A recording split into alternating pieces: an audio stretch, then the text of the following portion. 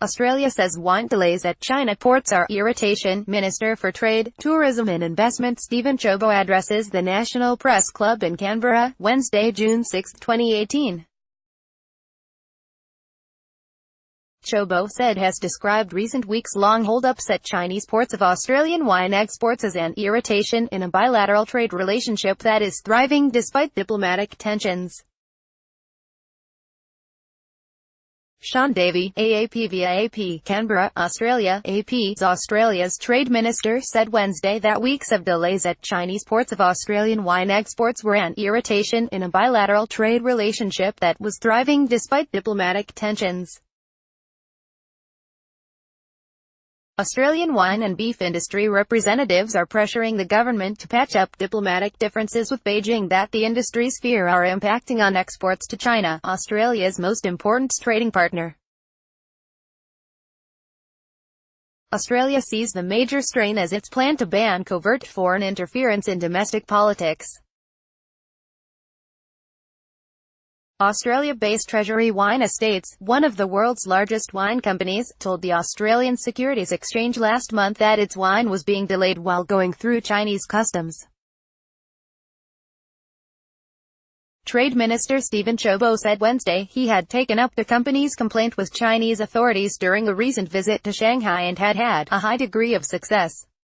Chobo did not reveal how much of the wine backlog had been allowed off the Chinese docks, saying that was commercially sensitive information. Where we do see an irritation, we work in a constructive way to overcome that, Chobo told Australia's National Press Club. I'm not papering over where there's challenges, but it is also critical that we don't lose sight of the bigger picture here, which is a trade-investment relationship that is very strong, very broad and very deep, he added. Australian wine exports to China are booming since a bilateral free trade agreement took effect in December 2015. Wine exports have climbed from $211 million Australian dollars, $162 million annually 3 years ago to more than $1 billion, almost double the value of exports to Australia's next biggest customer, the United States. Winemakers Federation of Australia Chief Executive Tony Bartoglin said several of Australia's larger wine exporters had experienced the same problems with Chinese customs as Treasury Wine Estates. Certainly we've seen improvement of these issues at the border since the visit of Chobo. Hopefully things are going to get back to normal, Bartoglin said. The holdups were caused by Chinese customs officials making more inspections in search of country of origin certificates that entitle Australian wine to preferential tariff treatment under the free trade deal. It was taking a month or longer to get approval of shipments to cross the border, and it always does take a little bit of time because it's China, Bartoglin said.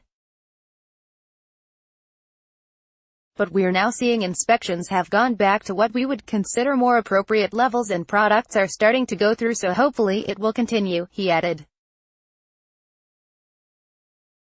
Bartoglin said he could not quantify how much wine had been delayed. A Treasury Wine Estates spokeswoman declined to comment.